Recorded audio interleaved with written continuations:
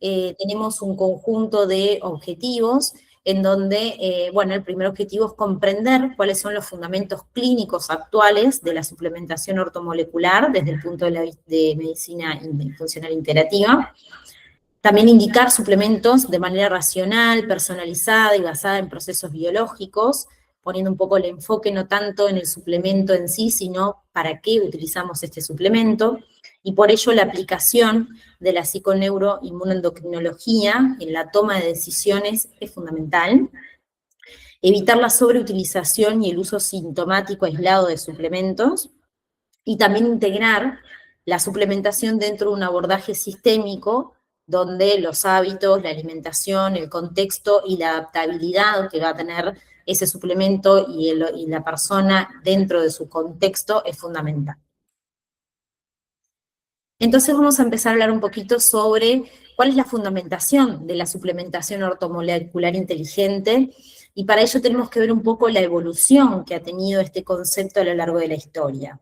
Si bien hoy el que se considera el padre de la medicina ortomolecular es el doctor Linus Pauling, doble premio Nobel, ya en 1960 él acuña este concepto de ortomolecular, que define a este concepto como la molécula correcta, en la concentración correcta, para el entorno biológico correcto, y esto hace referencia a que necesitamos entender cuál es la molécula o la sustancia que el organismo, o particularmente la célula, necesita en ese momento para corregir y mantener sus funciones, entendiendo de que la célula tiene la capacidad de auto-repararse y también de poder mantenerse con vitalidad hasta el final de su vida.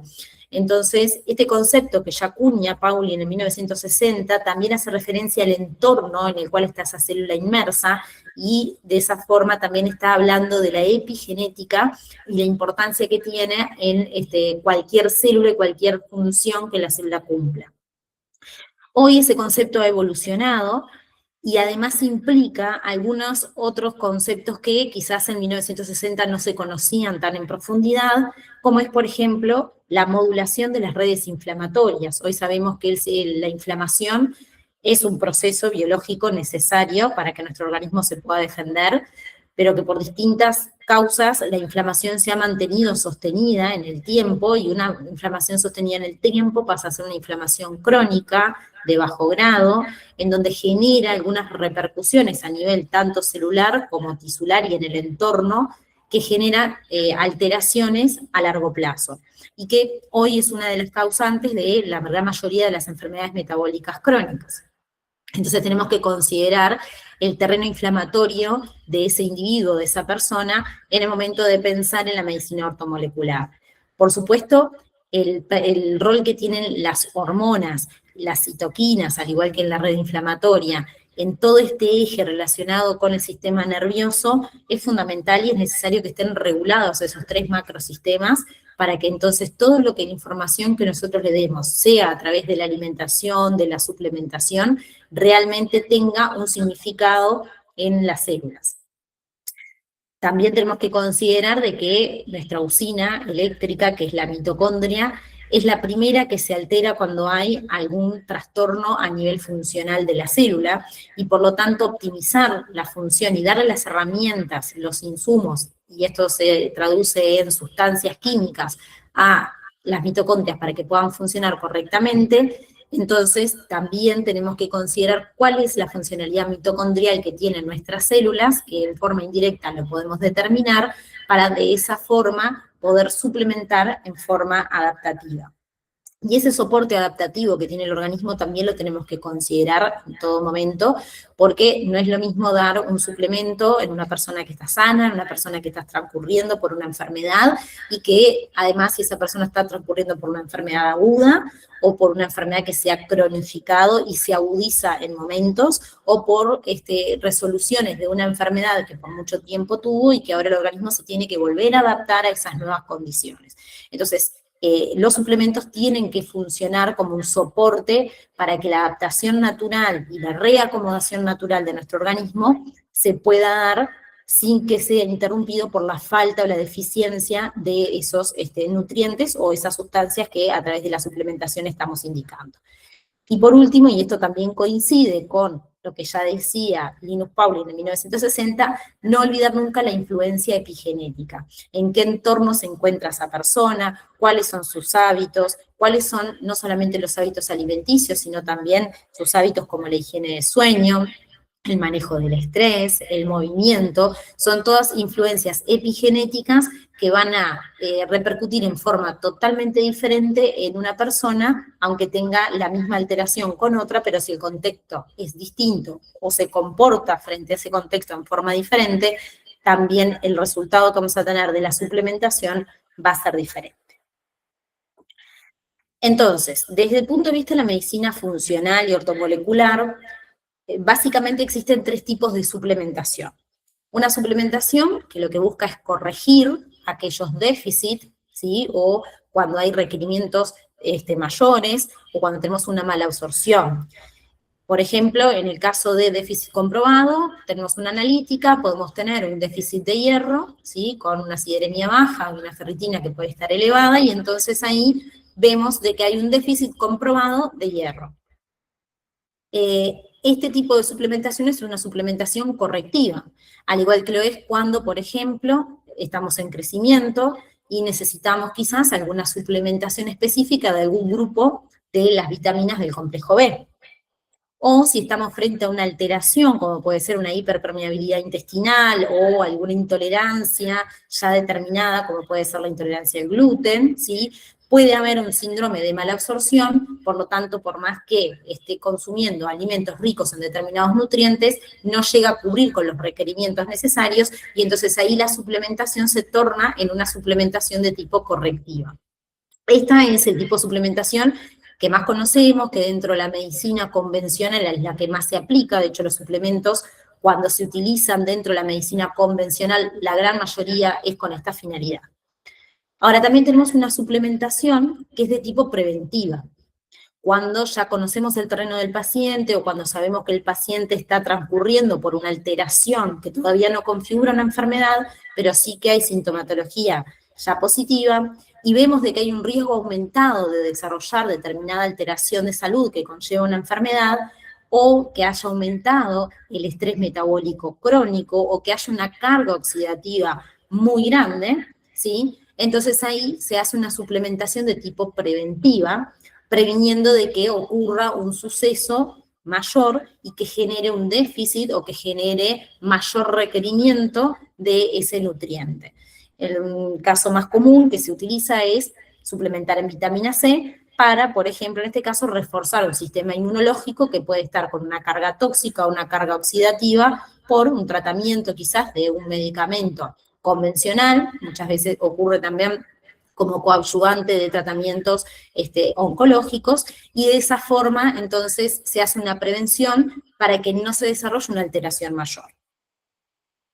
Y actualmente, ya hace unos años, también se ha pensado y se ha empezado a enfocarse en la suplementación moduladora de procesos, que es un poco distinta a la preventiva, porque lo que acá se hace es modular. Bueno, sí, ya sabemos de que la inflamación, por ejemplo, es un proceso biológico que se va a dar y que de hecho se puede prolongar por algunos estados, entonces lo que vamos a hacer es modular esa inflamación, o modular el cierto grado de disfunción mitocondrial que puede presentar el organismo por una alteración, por ejemplo, autoinmune, regular el eje hipotálamo pituitario adrenal o hipotálamo hipofisario adrenal, que también está muy involucrado en todos los procesos de regulación y de autorreparación de nuestro organismo, y también procesos moduladores de la microbiota, principalmente la microbiota intestinal, la cual siempre continuamente está afectada por alteraciones, ya sea que provienen de los alimentos, que proviene de la suplementación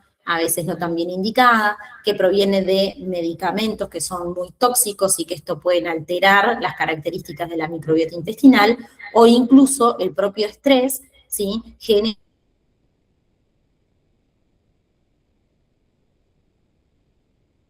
organismos que no queremos que esto suceda por toda la generación de disbiosis que puede llevar más adelante. Entonces, pensando la suplementación desde este punto de vista, un buen ejemplo son los probióticos, ¿sí? En donde, bueno, justamente la finalidad es la de modular los procesos que ocurren dentro de una microbiota que ya puede estar afectada por otra causa, pero que queremos modular la concentración, el equilibrio, las poblaciones y las cantidades de esas poblaciones que forman parte de esa microbiota intestinal. Entonces, lo ideal es que nosotros pasemos del error del modelo que se utiliza convencionalmente, que es, bueno, tengo tal síntoma, voy a dar tal suplemento. Por ejemplo, lo que más vemos en la clínica cuando llegan los pacientes es, bueno, viene con un problema de sueño, un trastorno de sueño, un insomnio, entonces pensamos, trastorno de sueño, voy a dar melatonina, porque ya sé que es la hormona que va a regular la inducción del sueño y la que va a mantener las características de un sueño reparador. Si el paciente viene con ansiedad, entonces voy a pensar qué tipo de magnesio le voy a dar, pero ya sé de que para ese síntoma el magnesio funciona bien. Lo mismo ocurre con la fatiga crónica, ¿sí? Damos un complejo B para esos síntomas relacionados con la fatiga, con esa fatiga mitocondrial que también está muy asociada, y con el dolor, algún antiinflamatorio natural, pero estamos pensando de esta manera en, tengo un síntoma, voy a dar tal suplemento. ¿Cuál es el problema de este modelo? Primero que no identifica la causa, ¿sí? Simplemente está reconociendo, para tal síntoma hay tal suplemento y lo puedo indicar. No evalúa el contexto que tiene esa persona. Diapositivas anteriores mencionamos, bueno, acá es importante también considerar el entorno de esa persona y en qué condiciones esa persona está cursando esta alteración de salud. El hecho de pensar síntoma versus suplemento también nos genera la posibilidad de cronificar la indicación de ese suplemento, porque si el síntoma persiste, aunque vaya bajando en intensidad, el suplemento se va a estar manteniendo en su indicación, entonces va a ser una cronificación. Y esto lleva a una polisuplementación. El paciente viene a la consulta con 2, 3 medicamentos convencionales y se termina yendo con 5 o 6 suplementos más, y entonces es polimedicado y además es polisuplementado. Entonces, si lo que hacemos es usar suplementos como reemplazo del síntoma, lo que estamos haciendo es repitiendo el modelo farmacológico convencional, ¿sí? Lo único que lo estamos haciendo en una versión un poco más natural, ¿sí? En vez de estar utilizando químicos sintéticos, como son la gran mayoría de los fármacos, estamos utilizando químicos derivados naturales, pero que de todas maneras estamos usando la misma lógica, suplemento versus, síntoma versus suplemento. Entonces, lo que tenemos que empezar a pensar es en el cambio de este paradigma, ¿no? Desde un paradigma que es deficitario, donde en realidad lo que buscamos es lo que está faltando o lo que necesita más demanda, y lo que hacemos es reponemos eso que está faltando, esa deficiencia, y mantenemos en el tiempo. Ese paradigma puede funcionar para algunos casos puntuales, pero en realidad no es aplicable para las necesidades metabólicas de nuestros pacientes hoy. Y por eso es necesario ese cambio de visión hacia una visión más funcional, en donde lo que se hace es identificar cuál es la red psiconeuroinmunodocrinológica que puede estar alterada, si es una de ellas, si es el conjunto de varias, si además en esto está interviniendo la microbiota, si está interviniendo el eje hipotálamo hipofisario adrenal o algún otro de los ejes hipotálamos hipofisarios, y por lo tanto lo que vamos a hacer es modular y reevaluar la situación de ese paciente una vez que comencemos a suplementar, y esa reevaluación periódica nos va a permitir poder valorar el momento en el cual podemos retirar ese suplemento cuando corresponde. Entonces, este paradigma es claramente diferente al paradigma deficitario, en donde primero se busca el síntoma o cuál es la carencia para poder entonces reponer, mientras que en este otro síntoma estamos identificando cuál es la red que puede estar alterada para poder modular esa red, para darle los insumos necesarios que necesita para ser modulada, porque quien va a terminar reparando y autogestionando el arreglo de esa red va a ser la propia célula, el propio organismo. Entonces, acá el rol del suplemento es justamente suplementar, ¿no? Suplementar aquello que está necesitando nuestro organismo para poder autorrepararse y que por diferentes causas no lo puede estar haciendo en forma autónoma. Entonces, no vamos a hacer suplementación de síntomas, sino que lo que vamos a hacer es modular procesos biológicos. De esa manera, La suplementación se convierte en una herramienta, se convierte en un puente adaptativo a lo que es nuestro organismo, y es un facilitador biológico, que es, en definitiva, la finalidad última que tiene la suplementación, la de facilitar ese proceso biológico que en condiciones naturales se va a dar igual, pero que va a ser optimizado si el suplemento correcto está en el momento correcto y en el lugar correcto. No es una solución aislada la suplementación, nunca la suplementación va a ser sustituto de la alimentación, sustituto de hábitos que de repente la persona no está cubriendo, y que por lo tanto tampoco puede ser considerado como una muleta o una muletilla crónica, en donde vamos a empezar a sustituir al medicamento por el suplemento, pero el suplemento lo vamos a dejar cronificado y sin reevaluación por un tiempo indeterminado.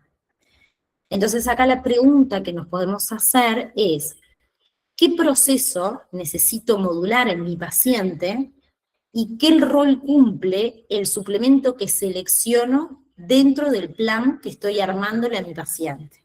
Porque nosotros no somos suplementólogos, nosotros somos o médicos, o nutriólogos, o nutricionistas, que vemos al paciente en su totalidad y que dentro del plan de acción que pensamos para poder reparar la alteración que ese paciente tiene, o para optimizar, porque el paciente puede venir sano y querer optimizar su salud, entonces tenemos que pensar qué rol ocupa el suplemento dentro del plan.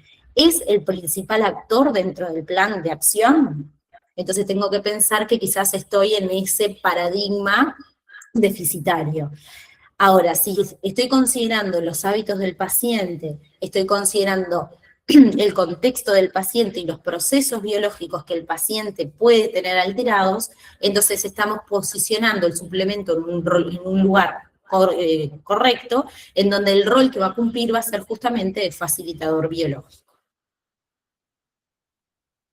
Entonces, en medicina funcional integrativa no suplementamos síntomas. Lo que hacemos es modular procesos biológicos acompañando la capacidad adaptativa propia que tiene nuestro organismo.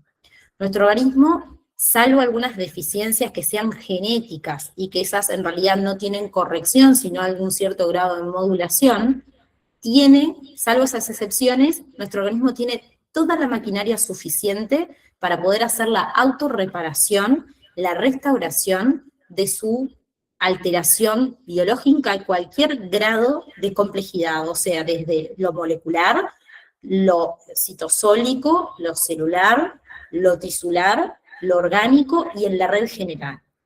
Ya viene preparado con esa maquinaria, donde las enzimas tienen un gran poder, y por eso la gran mayoría de los déficits que hay genéticos y que no logran controlar o regular esas alteraciones es justamente por la falta de enzimas, pero sacando esas excepciones, nuestro organismo tiene la capacidad para poder regular y autorrepararse.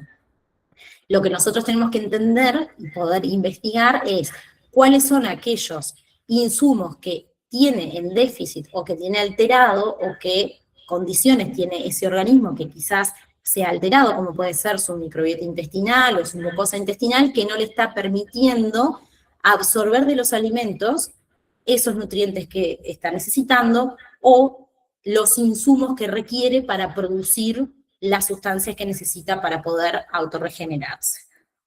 Si nosotros logramos pensar de esa forma, entonces estamos aplicando la medicina funcional integrativa.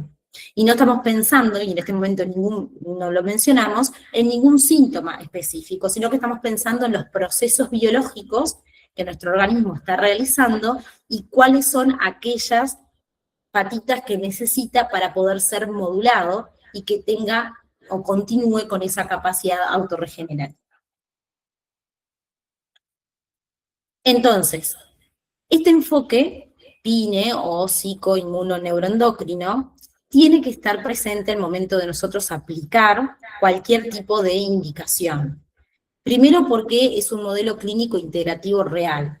Está pensando en todos los aspectos biológicos, más allá de lo físico, sino también lo psicoemocional, pensando en cómo esa persona se encuentra, cuáles son las características de su psiquis, cuál es su comportamiento con el entorno, qué tal efecto tiene los aspectos externos así de su individualidad, como puede ser si vive en un ambiente que está contaminado, si tiene agua potable, qué características tiene esa agua, si es un agua mineralizada o no lo es, las características del ambiente, del aire, si hay contaminantes químicos, ¿sí? De qué alimentos se alimenta, si son alimentos más bien tendiendo a orgánicos o si son alimentos que provienen de bases procesadas o ultraprocesadas. Entonces, tener ese enfoque y entender cada uno de esos aspectos del individuo, más allá de la propia individualidad física, es un modelo o es un pensamiento con un modelo y un enfoque más integrativo. La suplementación tiene que ser basada en las redes biológicas, no puede ser basada en los síntomas, por lo que les mencionaba anteriormente. Tenemos que entender los procesos biológicos para saber, en definitiva, cuál suplementación podemos estar indicando y no pensar en síntomas aislados. Esto lo insisto varias veces en toda la presentación, porque, por lo menos en la formación médica convencional, siempre lo que nos hacen pensar es, para tal síntoma, o tal conjunto de síntomas que constituyen un síndrome, podemos tener estas posibilidades terapéuticas, que la gran mayoría son farmacológicas. En este caso, si nosotros replicamos este modelo y en vez de ponerle terapias farmacológicas, ponemos terapias suplementarias, estamos replicando el mismo modelo. Entonces no podemos pensar en el síntoma aislado, sino que ese síntoma se da en una persona en un contexto determinado. Y otra cuestión que traemos muchas veces de nuestra formación también, por las características del currículum de nuestra formación, es que tendemos a compartimentalizar o a fragmentar el conocimiento de nuestro organismo, cuando en realidad nuestro organismo es uno solo y no funciona en forma compartimentalizada, ¿sí? Sino que más bien funciona en forma integral, ¿sí? Las redes metabólicas todas están integradas unas a las otras, y lo que son productos de una red metabólica pueden ser sustancias, ¿sí? O reactivos necesarios para otra reacción metabólica de nuestro cuerpo. Siempre hay un conjunto de red que están interconectando cada uno de los procesos metabólicos. Por lo tanto, nosotros no podemos pretender arreglar una situación fisiopatológica si no pensamos de esta misma manera. Pensar en forma aislada, con un síntoma aislado, nos lleva a resolver esa parte de la red metabólica, pero probablemente incluso esa parte que nosotros intentamos resolver con ese suplemento que pensamos para esa alteración en sí, va a estar modificando otras redes metabólicas que están en conexión con la cual nosotros quisimos acomodar. Y por eso es que a veces sucede de que un suplemento al inicio comienza a hacer efecto, pero después de determinado tiempo, ese mismo suplemento comienza o a generar algún efecto adverso o a dejar de tener efectividad en la función que estaba cumpliendo. Y es porque no es que el organismo generó resistencia, porque no se genera resistencia a los suplementos, pero sí lo que ocurrió es que se modificaron otras redes biológicas que hicieron que ese suplemento ya sea deficitario o no esté optimizando la función para la cual pensamos. Entonces, nuestro organismo funciona por redes interconectadas, que debemos de considerar constantemente para poder hacer una suplementación de calidad. Entonces, esta red dinámica está integrada, como ustedes ya saben, por el sistema nervioso, ¿sí? Donde tenemos un conjunto de sustancias químicas muy interesantes, de las cuales tenemos muchos suplementos que son precursores de esas sustancias, que son los neurotransmisores, y por lo tanto tenemos que entender y comprender el funcionamiento que tienen estos precursores y la repercusión que va a tener sobre las otras redes, que son, por ejemplo, en este caso, el sistema inmunológico. Muchos de los precursores que utilizamos para el control del sistema nervioso también se utilizan para el control del sistema inmune y también para el sistema endocrino. Entonces tenemos que pensar bien cuando vamos a suplementar, si nosotros queremos interactuar con alguno de los sistemas en particular, que no estemos alterando con esa suplementación otro de los sistemas, ¿sí? El sistema inmune, que es su forma de lenguaje, es a través de las citoquinas, estas sustancias químicas que también muchos de los precursores nosotros los tendemos a suplementar, al igual que con el sistema endocrino, y no debemos de olvidar en este gran sistema psico-neuro-inmunoendocrino la psiquis ¿sí? Los pensamientos de esa persona, cómo está esa persona en el momento de suplementarla, qué emociones le genera, ¿sí? Si no le frustra más el tener que consumir tanta cantidad de suplementos, o si por el contrario le genera una ilusión de que a través de esa suplementación va a poder reparar o optimizar su salud. ¿Qué conductas tiene esa persona frente a un contexto en donde además de suplementarse tiene que hacer otras correcciones de sus hábitos, en donde muchas veces puede generarle estrés, ¿sí? Esa suplementación, y de esa manera puede terminar no teniendo la adherencia que nosotros queremos, ¿sí? Entonces tenemos que en el momento de suplementar tener en consideración este enfoque y además considerar cómo está su metabolismo energético. Es una persona que no está teniendo problemas a nivel mitocondrial, que está produciendo la energía de forma suficiente. ¿De dónde está obteniendo esa energía? ¿Lo está teniendo de los carbohidratos, de las proteínas, de las grasas? ¿Cuáles son los residuos que va generando de ese metabolismo energético que pueden interactuar también con los suplementos que nosotros podemos llegar a indicar? ¿En qué estado está su mucosa intestinal, si está teniendo la posibilidad de ser una mucosa que esté sellada y que por lo tanto pueda absorber en forma eficiente cada uno de los nutrientes o cada uno de los suplementos que nosotros estamos indicando, o si esa persona tiene una alteración, una hiperpermeabilidad intestinal, y primero tenemos que reparar esa hiperpermeabilidad intestinal para luego sellarla y luego recién ahí estar en condiciones de suplementar, porque sabemos que en ese momento es cuando va a ser eficiente la absorción de esos nutrientes que nosotros estamos indicando, y que por lo tanto vamos a tener una respuesta mucho más rápida de esa suplementación. Lo mismo que con la mucosa intestinal ocurre con la microbiota. ¿Esa persona tiene un equilibrio en su microbiota intestinal o tiene una disbiosis intestinal que está generando de que los nutrientes que yo le estoy dando a través de la suplementación no sean absorbidos por el intestino y pasen a nuestro sistema circulatorio y quede solamente a nivel de la microbiota, quede retenido, y estemos con ello alimentando a bacterias, hongos oportunistas que generen luego mayor disbiosis en ese intestino?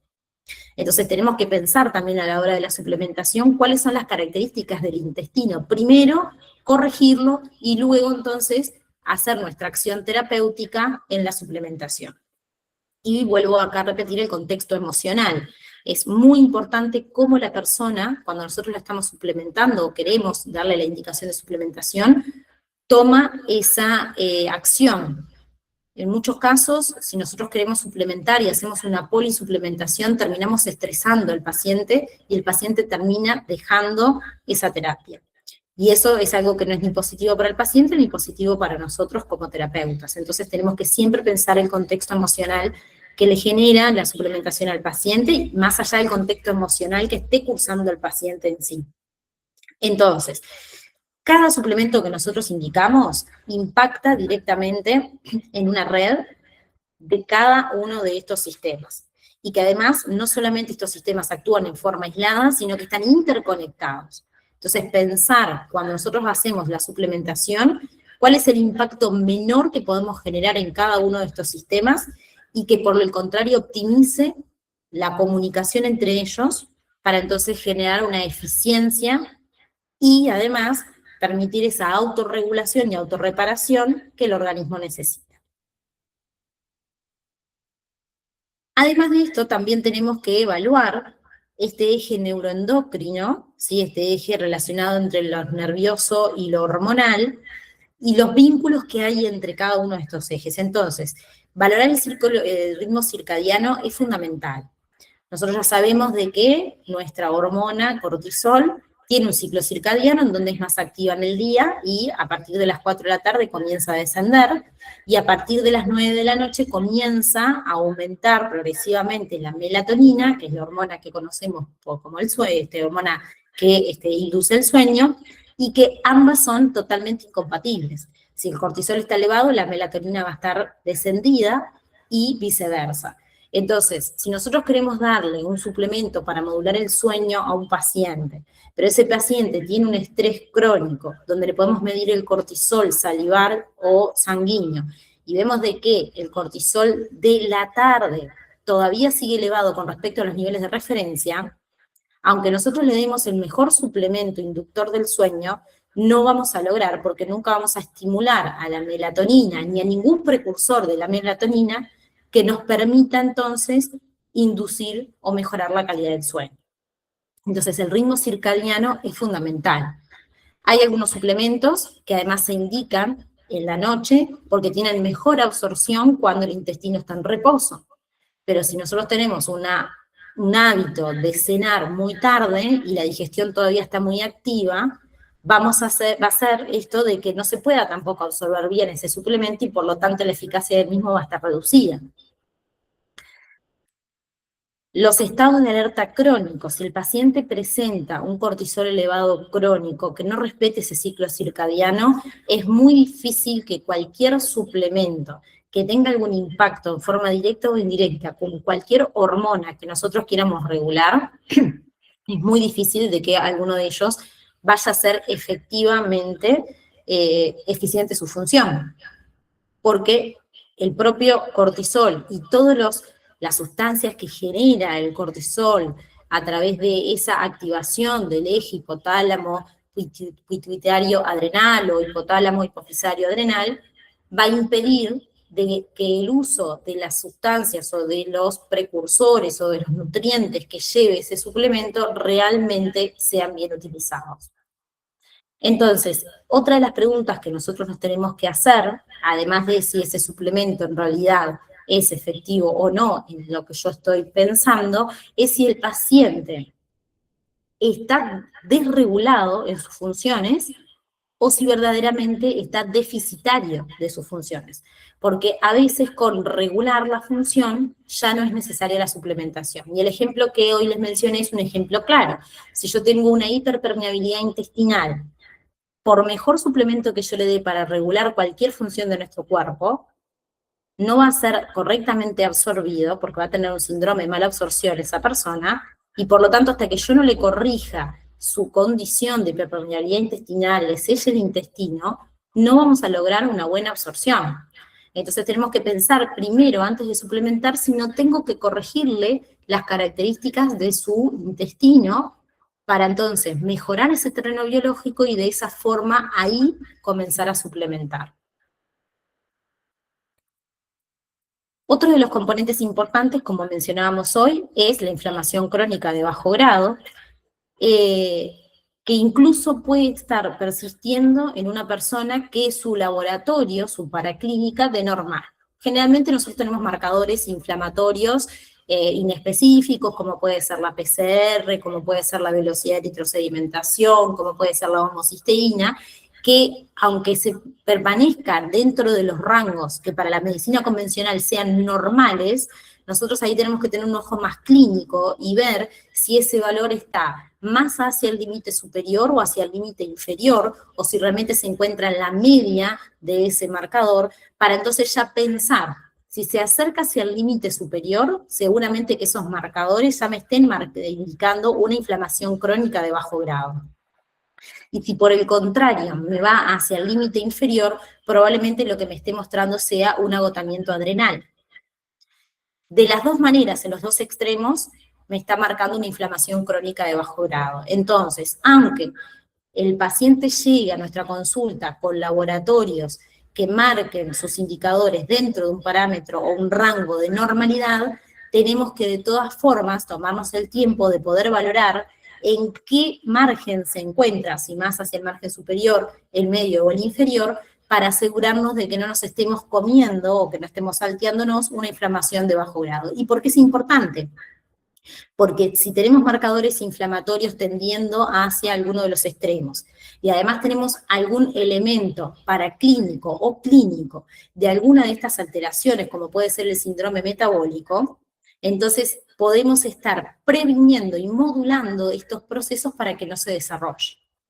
Entonces, un marcador inflamatorio que esté elevado por una insulinoresistencia o una hiperinsulinemia o una hiperglicemia ya nos está indicando de que si nosotros no intervenimos, primero en forma alimentaria, cambiando hábitos, y segundo, con una suplementación adecuada, ese paciente va a desarrollar un síndrome metabólico.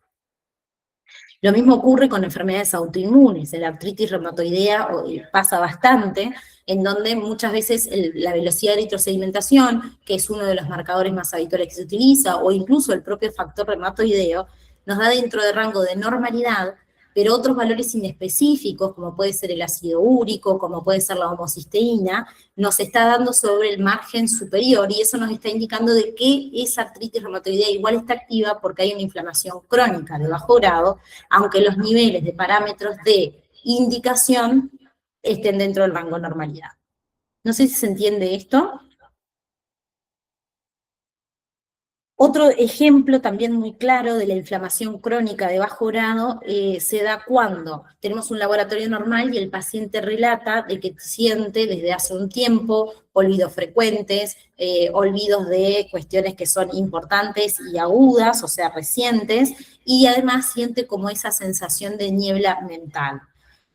Si esos parámetros de laboratorio normal nos están dando bajo, bueno, chequeemos a ver cómo está su ácido úrico, chequeemos cómo está su vitamina B12, ¿sí? Porque seguramente acá lo que tenga es una neuroinflamación, podemos hacerle un PIC, un perfil de inflamación crónica, para valorar cómo están sus omega 3, sus omega 6, y de esa manera poder valorar si no tiene una neuroinflamación, que aunque los parámetros normales estén indicados ahí, de todas formas ya nos están dando alerta con otros valores y con el propio síntoma de que existe esa inflamación. Entonces, siempre tenemos que pensar que más allá del laboratorio normal del paciente y de la clínica que el paciente tiene, o sea, del síntoma aislado que el paciente tiene, qué repercusiones tiene sobre el sistema inmunológico, y pensar si ese sistema no está alterado, si no está inflamado, y qué está inflamando, si es una inflamación sistémica, si es una inflamación que está más hacia lo digestivo, si es una neuroinflamación,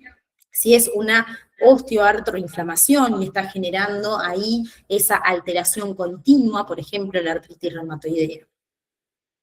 La inflamación sostenida en nuestro organismo es una señal de una adaptación que ha sido fallida.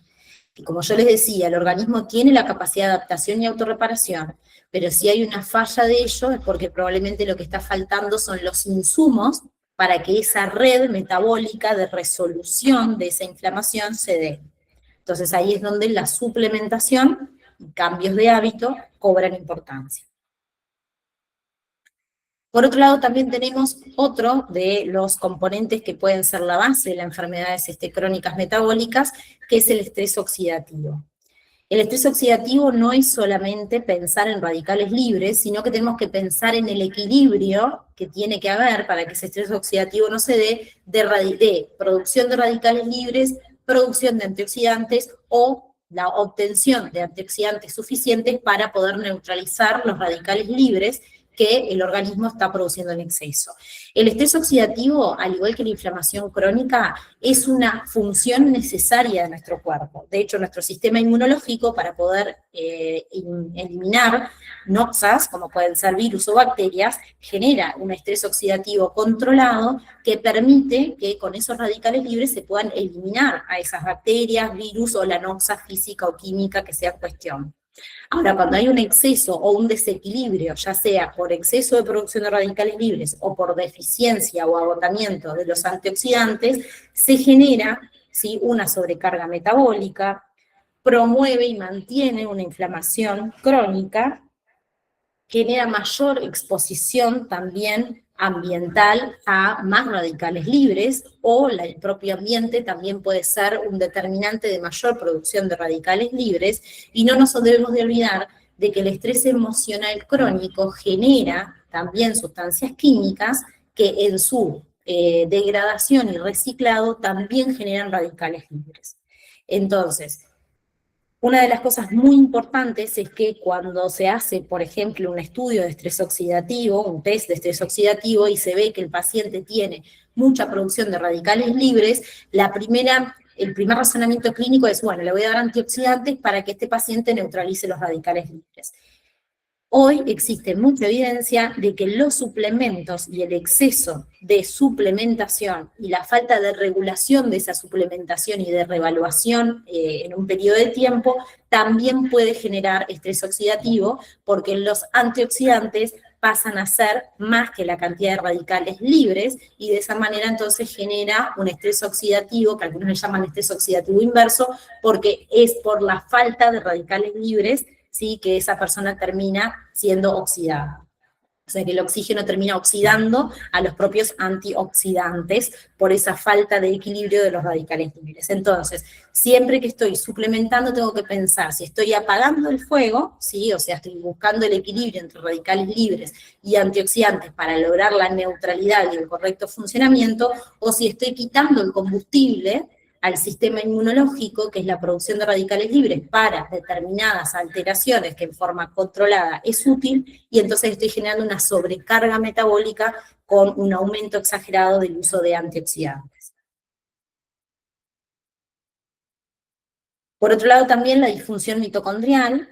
La mitocondria hoy tiene más importancia a nivel fisiopatológico y a nivel fisiológico, incluso que el propio núcleo, el propio ADN, o sea que nuestra determinación genética, si bien tiene un peso importante, hoy por hoy lo que está por fuera del núcleo determina la vitalidad de la célula, y se ha demostrado de que depende mucho más. A una célula se la puede nuclear, se le puede sacar el núcleo y mantenerse viva, pero si a una célula le sacamos la fuente de producción de energía, es prácticamente imposible que ella pueda cumplir con las funciones vitales de supervivencia. En la gran mayoría de las células, como son las de nuestro cuerpo, con excepción de los glóbulos rojos, utilizan la mitocondria como una fuente principal de energía. Y aquellos que no tienen la mitocondria como una fuente principal lo hacen a través de su membrana celular. Pero la gran mayoría de nuestras células presentan mitocondrias, que es el lugar en donde se produce el ATP, que es nuestra moneda energética. Muchas veces hay manifestaciones clínicas que nos pueden hacer pensar, ¿sí?, que hay una disfunción mitocondrial, pero no nos podemos quedar en ese pensamiento lógico, que está bien, de una disfunción mitocondrial, sino pensar qué fue lo que me generó esa disfunción mitocondrial. Entonces, cuando nosotros tenemos bajo rendimiento, cuando tenemos un paciente con una fatiga que es persistente, a pesar de hacer todos los cambios previos que debimos de hacer en su plan de acción, o si la recuperación es lenta, a pesar de darle la alimentación correcta, la suplementación correcta, las medidas terapéuticas correctas, o si persiste una niebla mental, entonces acá tenemos que pensar en que puede haber una disfunción mitocondrial, o más bien una falta de nutrientes para que esa mitocondria pueda cumplir con su función metabólica energética. Entonces, antes de dar carnitina o antes de darle un suplemento que sea un potente estimulador mitocondrial, lo primero que tenemos que pensar es de disminuir cuáles pueden ser aquellas noxas o aquellas alteraciones o aquellos estímulos que están generando una sobrecarga metabólica en el organismo y que hace que nuestras mitocondrias sean disfuncionales o que sean ineficientes en su función. Entonces, no toda fatiga siempre es por una disfunción mitocondrial primaria. Muchas veces es la falta de corrección del medio, ¿sí?, y de los insumos que necesita la célula y la propia mitocondria para poder funcionar bien, y no es una falla en la propia funcionalidad de la mitocondria, ya sea en la producción de protones, de electrones, o en la propia bomba de ATPasa para la producción de ATP. Esto ya lo mencionamos un poco también. Nunca debemos olvidar en el momento de la suplementación de considerar la relación que tiene nuestra microbiota y nuestra mucosa intestinal y la relación que tiene con nuestro cerebro para poder dar un suplemento que realmente llegue a todo nuestro cuerpo a través de la circulación, pero que también permita que le lleve los insumos que necesitan órganos importantes como es el cerebro para que pueda terminar de producir sustancias tan esenciales.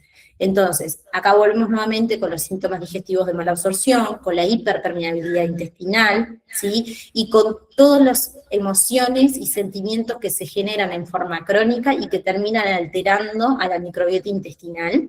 La microbiota intestinal es productora de muchos precursores de serotonina, de melatonina, de dopamina, de noradrenalina, que van a ser luego absorbidos a través del intestino, llevados a través de la circulación hacia distintas áreas de nuestro cerebro para la producción de neurotransmisores. De hecho, más del 80% de la serotonina que se utiliza a nivel cerebral para la producción de melatonina no es serotonina endógena del cerebro, sino que es una serotonina producida por la propia microbiota en conjunto con el intestino. Y esta serotonina, que en realidad la microbiota y el intestino lo obtiene a través de los alimentos ricos en triptófano o a través de la suplementación rica en triptófano, va a ser absorbida si el intestino está en condiciones. Si el intestino no está en condiciones, estamos hablando de que más del 80% de la melatonina que nuestro cerebro va a producir para poder regular el sueño está comprometido por una mala absorción intestinal o por una microbiota alterada. Entonces, por más melatonina que nosotros le demos al paciente, o precursores de melatonina que le demos al paciente, no va a ser eficiente para que realmente cumpla con la función de inducir el sueño y que sea un sueño de esta forma reparadora. Entonces, siempre tenemos que tener como esa tríada bien presente, más cuando estamos haciendo suplementación, de qué condiciones tiene nuestro intestino, cuáles son las condiciones de nuestra microbiota intestinal, y si eso está en condiciones óptimas para poder transportar a través de la circulación esos precursores, esos metabolitos precursores que nuestro cerebro necesita para poder cumplir realmente con la producción de neurotransmisores o de hormonas tan esenciales. Nuestro cerebro tiene la capacidad y tiene un backup de producir un porcentaje de esos precursores, pero es muy ineficiente y depende íntegramente de la absorción intestinal para realmente cumplir al 100% con las funciones metabólicas y los requerimientos que presenta la red neuronal. Entonces, si nosotros solamente dejamos supeditado a que sea el cerebro el que produzca estas sustancias, estamos comprometiendo mucho de esta función neuronal y estamos desgastando una neuroplasticidad que en realidad se puede dar a lo largo del tiempo, pero que se utiliza cuando ya la deficiencia o la disfunción es muy alta. Entonces, así como el intestino puede enviarle también sustancias precursoras a nuestro cerebro para poder producir neurotransmisores, o también citoquinas, el cerebro produce sus propias neurocitoquinas como respuesta a la inflamación, tenemos que pensar también si ese intestino no está mandándole información inflamatoria a nuestro cerebro, y esto generalmente se hace a través de una alimentación que es muy rica en sustancias inflamatorias, o si los propios suplementos no están generando una inflamación inducida por un uso desadecuado de los mismos. Entonces, el rol que cumple, no solo la microbiota, sino también el intestino, es un rol neuroinmunológico que conecta directamente estos dos grandes sistemas que hablábamos hoy del PINE, que es el sistema neurológico y el sistema inmunológico. Entonces, acá cobra mucha importancia, nuevamente, el preparar el terreno biológico antes de la suplementación. La carga psicoemocional también influye, las emociones que el paciente presente, las sustancias que el estrés crónico genera a través de lo que es la producción, incluso de la propia mucosa intestinal y a nivel de la propia microbiota intestinal, genera cambios genéticos, las emociones en las bacterias que están presentes en nuestra microbiota. Y de esa manera, si genera cambios genéticos, las bacterias que producían determinadas sustancias que pueden ser utilizadas como precursores, como por ejemplo para la vitamina B12, para la producción de la vitamina B12, pueden estar alteradas y en vez de producir una vitamina B12 de calidad, produce una vitamina B12 más inferior o incluso no producirla. Entonces, sí será importante modular y regular y trabajar sobre el área psicoemocional del paciente para evitar esa sobrecarga de sustancias inflamatorias a nivel intestinal, pero que también conlleva a mayor estrés oxidativo, a una alteración del sueño, porque no se va a producir correctamente las sustancias precursoras de la melatonina, y también a conductas alimentarias que van a promover y mantener como ese círculo vicioso, ¿sí? Porque si generamos, por ejemplo, una alteración en la microbiota, en donde quien se va a desarrollar más sean hongos oportunistas, como puede ser la cándida se alimenta básicamente de azúcar y va a estar generando un conjunto de sustancias que hacia el cerebro va a ir informando la necesidad del consumo de azúcar. Entonces genera un trastorno de conductas alimentarias que conlleva también a que ese círculo vicioso se perpetúe. Entonces, considerar los aspectos psicoemocionales que el paciente está cursando en el momento de nosotros poder hacer una suplementación es fundamental para evitar o para cometer estos errores, ¿sí? Y por eso siempre esta pregunta que me hago es, ¿qué vive este paciente hoy que su biología está intentando compensar? ¿Por qué tiene este síntoma el paciente? No pensar, como siempre les menciono, el síntoma aislado, sino qué me está queriendo decir este síntoma, cuál es el lenguaje que está expresando el organismo, que me lo está informando a través del síntoma y que me quiere decir que algo está compensando. Y ningún suplemento solo compensa un sistema, ¿sí? Y más cuando el sistema ese o el sistema nervioso principalmente se mantiene en modo supervivencia.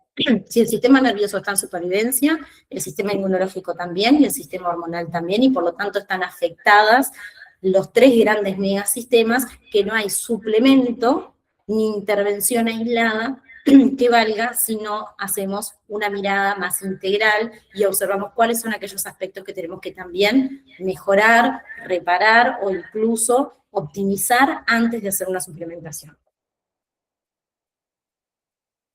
¿Cómo venimos por acá? ¿Vienen muy agotados con la información? Bien. Entonces, antes de hacer una suplementación, una de las cuestiones importantes que debemos preguntarnos o hacernos nosotros como terapeutas es, no qué síntoma tiene el paciente, sino qué proceso está alterado. Está alterado su proceso inmunológico, está alterado su proceso absortivo, su sistema digestivo, su sistema endocrino, sus emociones. Y ahí recién nos preguntamos si eso que nosotros estamos pensando está en déficit, en absorción, ¿sí? O una mala absorción, o si tenemos que hacer una regulación, ¿sí? De su organismo, ¿sí? ¿Qué eje adaptativo está comprometido? O sea, más allá de qué proceso está alterado, ese proceso está dentro de un eje que, como decíamos, actúa en forma de red, y bueno, ¿cuáles son los que están alterados en ese caso? ¿Sí? ¿Cuáles están comprometidos?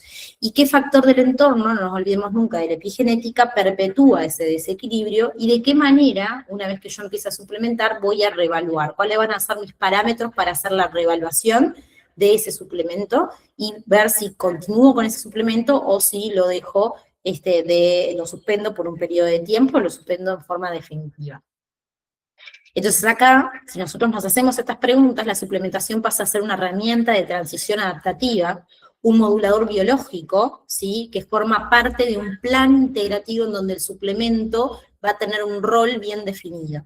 Entonces, cuando entendemos este contexto psico-neuroinmunoendocrinológico, entonces dejamos de indicar suplementos solamente por los síntomas y empezamos a acompañar con la suplementación estos procesos adaptativos y optimizarlos.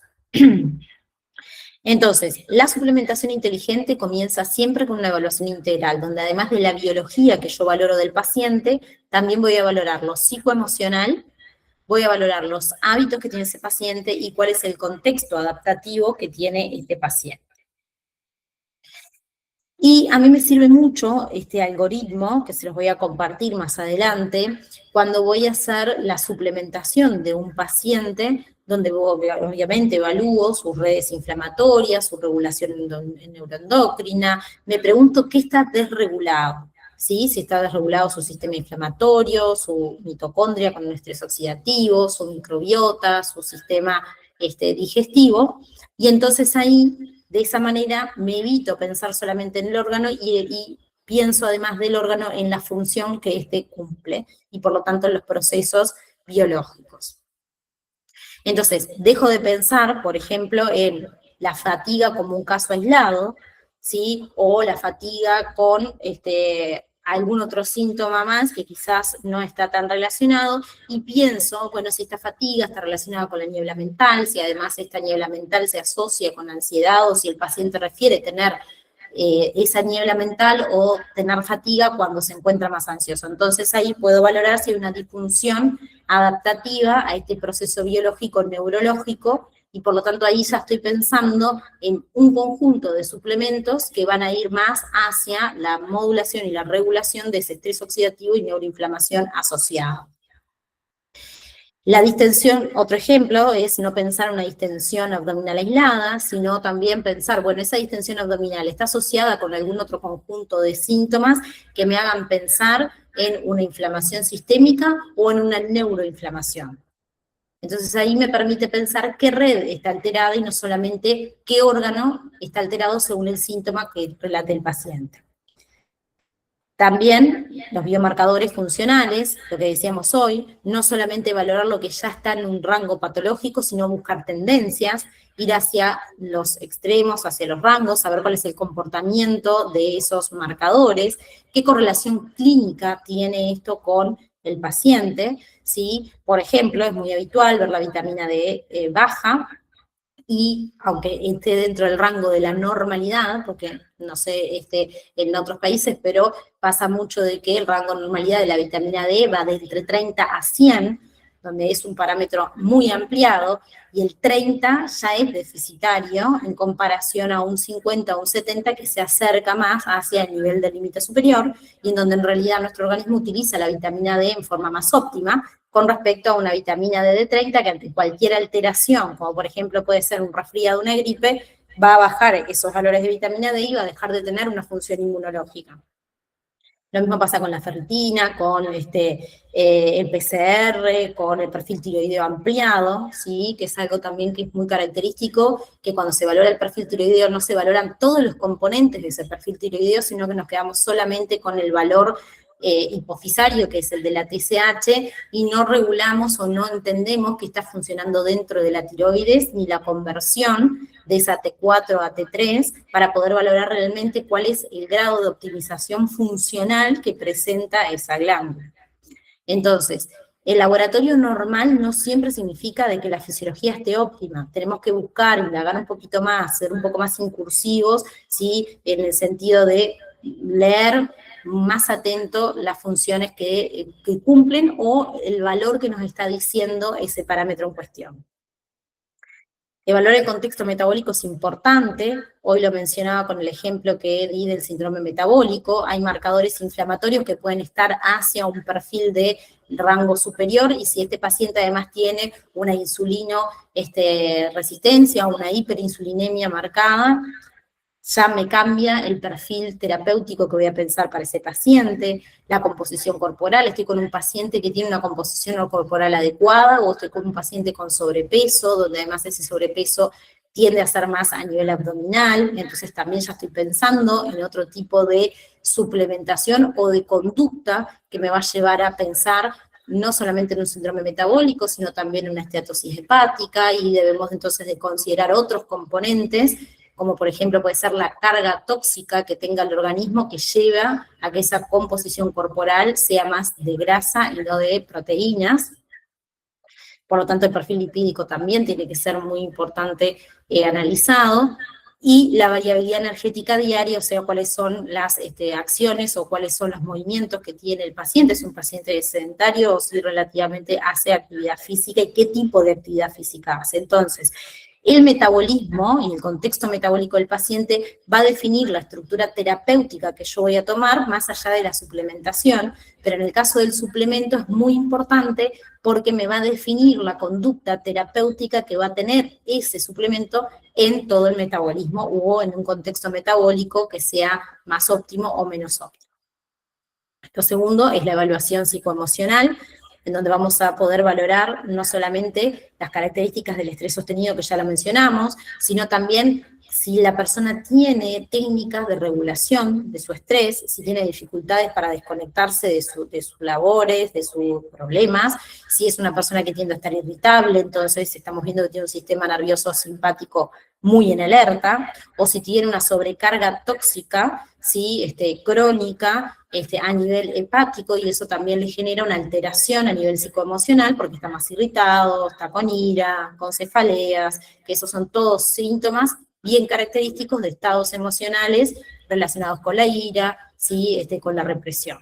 Entonces, la biología siempre responde al entorno emocional, siempre nuestras emociones van a determinar qué tipo de sustancias químicas nuestro cuerpo produce, y esa es la manifestación física de nuestras emociones, ¿sí? Y el estrés no solamente genera estas alteraciones, sino que además es inflamatorio, es oxidativo y también genera alteraciones a nivel endocrinas que debemos de considerar cuando estamos queriendo hacer una suplementación que puede repercutir directamente sobre el sistema endocrino.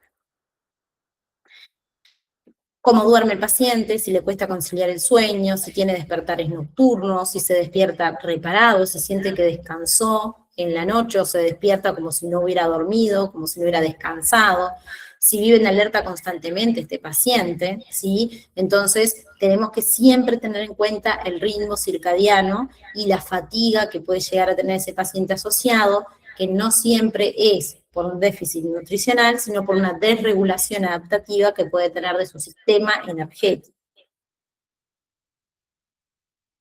La historia del síntoma, la biografía del síntoma, influye mucho en la biología también. Entonces acá volvemos nuevamente a este componente psicoemocional que presenta el paciente cuando relata un síntoma, ¿sí? Y ahí es donde nosotros tenemos que pensar qué está intentando compensar nuestro organismo a través de ese síntoma. El tercer componente que debemos evaluar siempre son los hábitos que tiene esa persona, ¿sí? Solo con la suplementación no podemos resolver la alteración que tenga nuestro paciente, y tenemos que buscar, indagar cómo se alimenta, si su alimentación es una alimentación con alimentos reales, con alimentos que tiendan a ser orgánicos o alimentos que estén lo menos manipulados posiblemente, ¿sí?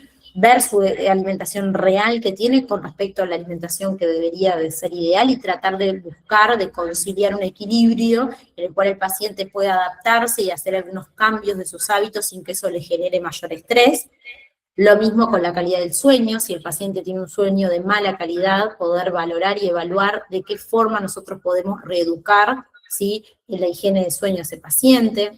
Si es un paciente que tiene algún tipo de actividad física, algún tipo de movimiento, o si no lo hace, cómo nosotros podemos también evaluar y proponerle actividad física sin que ese paciente se asuste de que tenga que empezar a caminar o que tenga que ir a un gimnasio o que tenga que hacer fuerza, y eso le genere también mayor carga de estrés.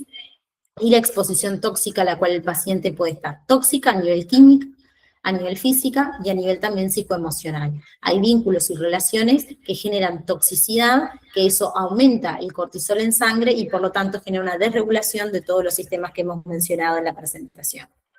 Entonces, algunos pacientes no necesitan más suplementación, lo que necesitan en realidad es que nosotros podamos evaluar estos hábitos y hacer una reorganización de esos hábitos para entonces poder mantener esa regulación que siempre venimos hablando, y quizás haciendo estos pequeños ajustes la suplementación o no es necesaria o vamos a requerir mucho menos cantidad de suplementos de los que pensábamos al principio.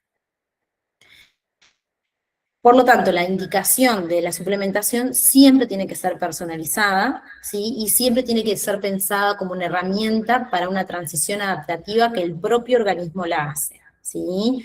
Cuando estamos indicando una suplementación pensando en toda esa red metabólica de todos los sistemas que están involucrados para mantener la salud de nuestro organismo, entonces estamos indicando con precisión, estamos haciendo verdadera medicina de precisión, ¿sí? Cuando seguimos con el paradigma anterior, estamos evaluando de forma muy fragmentada, porque estamos valorando síntomas y asociando con órganos, y de esa manera lo que estamos haciendo es una polisuplementación y no estamos generando insumos para que el organismo se pueda adaptar y pueda reorganizarse.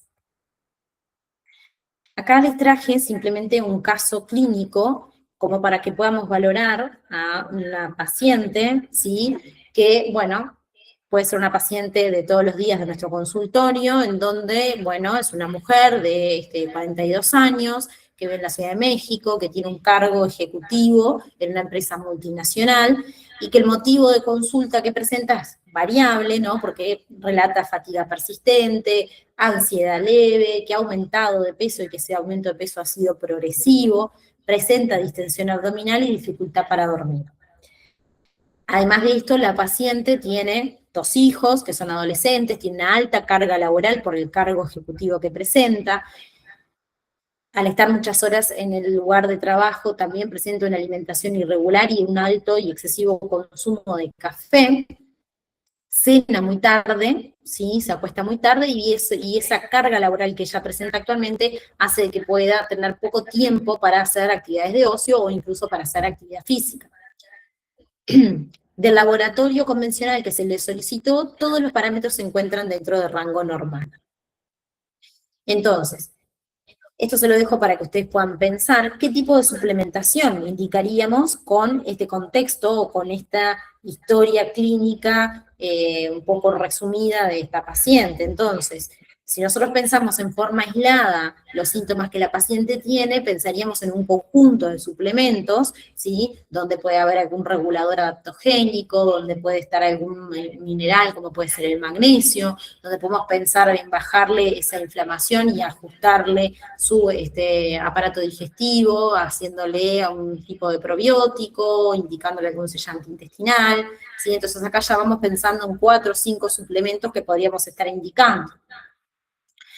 Ahora, si pensamos en esta forma aislada, ¿sí? Bueno, decimos, bueno, tiene fatiga, vamos a darle complejo B, que va a mejorar su comportamiento neuroendocrino. Si tiene ansiedad, le vamos a dar magnesio, lo que les mencionaba recién. Si tiene distensión, voy a pensar en probióticos, pero acá seguimos pensando síntoma versus suplemento, ¿no? Entonces, ¿pensamos qué proceso puede estar alterado? Inicialmente lo que hicimos fue ese razonamiento clínico que nosotros ya venimos por la formación acostumbrado, que es síntoma versus suplemento. Ahora, si pensamos en qué proceso puede estar alterado, entonces ahí estamos jerarquizando, ¿sí? La suplementación, ¿sí? Entonces, acá aplicamos el algoritmo. Psicoemocionalmente, ¿qué está teniendo esta paciente actualmente? Tiene una gran carga, ¿sí? De estrés laboral, que además es una mujer que tiene hijos adolescentes, a los cuales los tiene a cargo, ¿sí? Entonces tiene todo un componente psicoemocional que se refleja a través de un alto proceso, de un alto valor de cortisol, que seguramente no se lo midieron porque no está dentro de de las mediciones convencionales que se realizan en la paraclínica básica, y que seguramente ese cortisol está afectando su eje neuroendocrino, que está afectando su estado inmunológico y por supuesto está afectando su estado energético, ¿sí? Entonces, ese estrés inicial, que lo podemos empezar a enfocar desde ese punto de vista, está generando un déficit o está generando una desregulación adaptativa de todos sus componentes biológicos. Si nosotros pensamos en esto, en la base biológica, psicoemocional, los hábitos que tiene la paciente, entonces dejamos de pensar en cuántos suplementos necesita a pensar en qué tengo que reorganizar. Tengo que corregir, tengo que modular, ¿sí? O tengo que jerarquizar qué primero voy a hacer, si le voy a corregir su terreno biológico, para después entonces ver qué suplementos son necesarios, ponerme un objetivo de cuánto tiempo y cuántas dosis voy a utilizar, que siempre la mejor dosis es la mínima efectiva, por un tiempo definido, que en general puede ser 3 meses, que es el tiempo que se ha comprobado que el organismo necesita para poder readaptarse y reorganizarse si la causa o las causas son deficitarias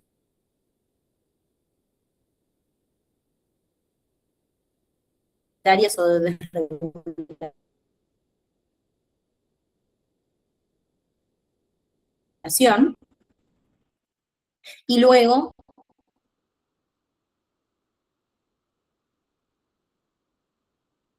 tengo que reevaluar. Hola, ¿Cuál ha creo que se sido está cortando. A ver, Sí, no se escucha nada, corta todo. sí?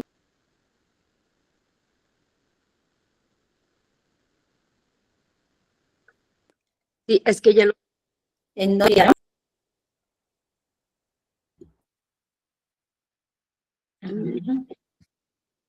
En donde decías que normalmente el mínimo recomendado son 3 meses de alguna suplementación.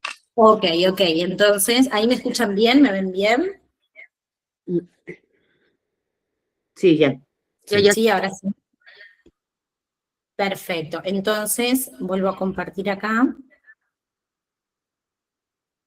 y vuelvo un poquito hacia atrás, acá, que era donde decíamos bueno, generalmente el tiempo que necesita, y esto en realidad está basado en el tiempo de reparación de la mucosa intestinal, que básicamente lleva unos 3 meses de reparar la mucosa intestinal desde el intestino delgado hasta el intestino grueso, y considerando ese tiempo que se necesita para la reparación de la mucosa intestinal y que realmente se genere un sellado intestinal para mejorar la absorción de los nutrientes, es aproximadamente 3 meses, y por eso es que la indicación inicial de la suplementación, cuando nosotros queremos modular alguna función del organismo, es 3 meses, y ahí volvemos a reevaluar.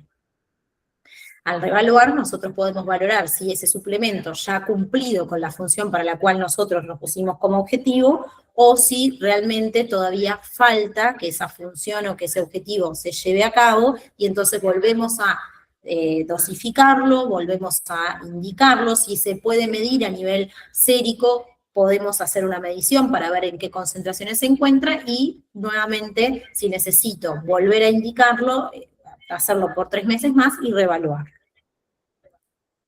Y como le decía también, esta suplementación entra dentro de un contexto en donde además tenemos que readaptar y reacomodar hábitos que la persona necesite acomodar a nivel de su alimentación, a nivel del manejo del estrés, de la calidad del sueño, de su actividad metabólica, de su actividad física, ¿sí?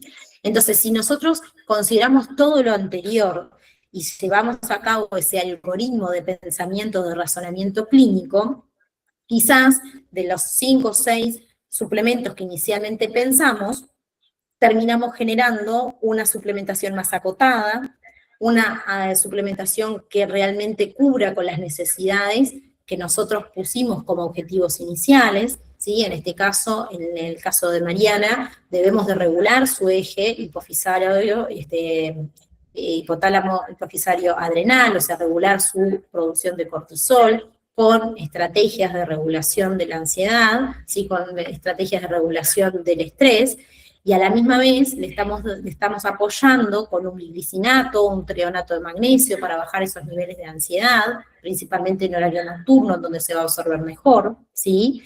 De esa manera también vamos a ir mejorando su ritmo circadiano, tratando de que ella también cene un poco más temprano, para que de esa manera entonces su metabolismo energético a nivel digestivo no esté tan activo en el momento que ella intente conciliar el sueño. Un apoyo antiinflamatorio suave, que lo podemos hacer a través del omega 3, ¿sí? Y un ajuste alimentario progresivo para disminuir todo lo que sean alimentos inflamatorios, sustituyéndolo por alimentos antiinflamatorios y generando una reparación intestinal, que ahí lo vamos a estar apoyando con la vitamina D, lo vamos a estar apoyando con la vitamina C, y si necesitamos también con probióticos, o le damos un tiempo para que se repare su mucosa intestinal, y ahí podemos pensar en la reevaluación de 8 a 12 semanas, la integración de probióticos. Ahora, este pensamiento es un pensamiento más estratégico, más clínico, y no estamos pensando como al inicio, decir, bueno, está fatigada, le doy complejo B.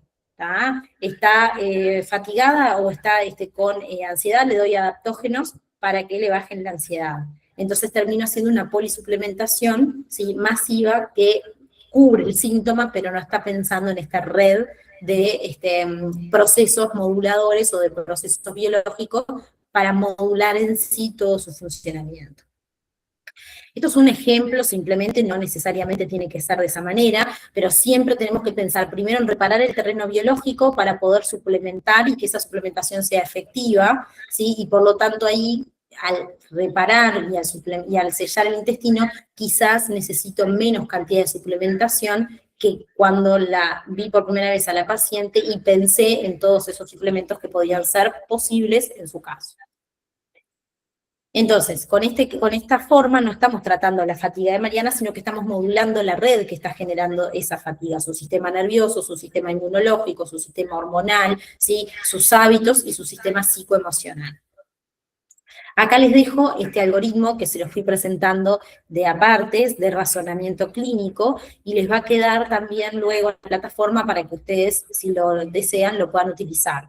Empezando por la identificación del proceso, evaluando ese proceso en un contexto psiconeuroinmunoendocrino, definiendo el tipo de intervención que vamos a hacer, si es correctivo, si es moderadora, si es adaptogénica, o si es deficitario, o si es preventivo, perdón, y siempre considerar los hábitos, la jerarquización de los suplementos y la dosificación y por cuánto tiempo va a acompañar ese suplemento en ese proceso que se está reacomodando.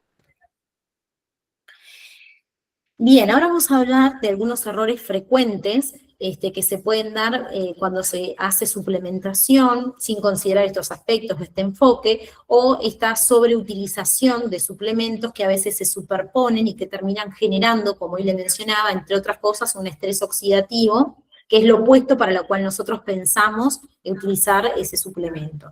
Entonces, la calidad de nuestra práctica no se mide por cuántos suplementos le doy al paciente. Yo he llegado a tener pacientes que han venido a la consulta suplementados con más de 45 suplementos diarios, y que al abandonar esa suplementación el paciente mejora muchísimo de esos síntomas, ¿sí? Y ahí reacomodamos el organismo mediante estas medidas que les mencionaba, de ajustes de hábitos, de mejorar el terreno biológico, y ahí recién empezamos a suplementar seleccionando cuáles son de todos esos 45 suplementos que el paciente toma, los que realmente su metabolismo y su organismo necesita.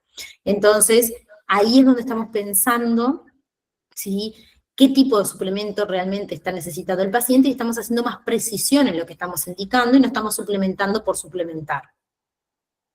Entonces, el primer error es justamente, la polisuplementación sin un criterio fisiopatológico, ¿sí?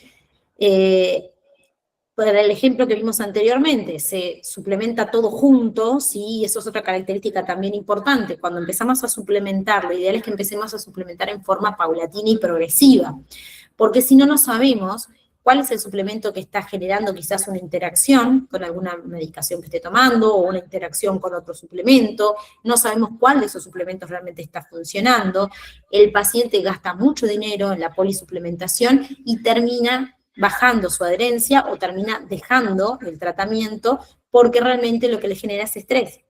Y de esta manera también estamos reproduciendo ese paradigma convencional que es síntoma versus suplemento. El otro error que se comete generalmente en la sobreutilización de suplementos es justamente esa sobredosis, ¿sí?, de suplementos, tanto en lo que es la cantidad de suplementos como en la dosis, ¿sí?, que se utiliza, y sin una indicación clara o sin una reevaluación clara, ¿sí? Muchas veces los pacientes llegan con un déficit bien marcado de vitamina D que nosotros valoramos y vemos en la paraclínica, pero que no se vuelve a controlar o no se hace dosificación previa. Entonces, siempre tenemos que tener un punto de partida para poder medir la evolución en forma objetiva de el suplemento en cuestión o de metabolitos que nos da ese suplemento y que nos da la indicación de si ese suplemento en ese momento está siendo bien dosificado, bien indicado, o si ya es necesario que ese suplemento sea suspendido. El ejemplo más claro pasa con la vitamina D, pasa con la vitamina C como uno de los antioxidantes que se utilizan en forma crónica, pasa con el complejo B. En pacientes oncológicos, por ejemplo, un complejo B común no puede ser indicado, porque tenemos que tener la consideración de que hay algunas vitaminas, como es la vitamina B9, el ácido fólico, la vitamina B12, como es la metilcobalamina, que pacientes oncológicos, salvo algunas indicaciones que son excepcionales, no puede consumirlo, porque promueve su ciclo celular, porque promueve mayor reproducción celular, y entonces acá estamos generando una interacción y una controversia con la finalidad por la cual estamos suplementando al paciente.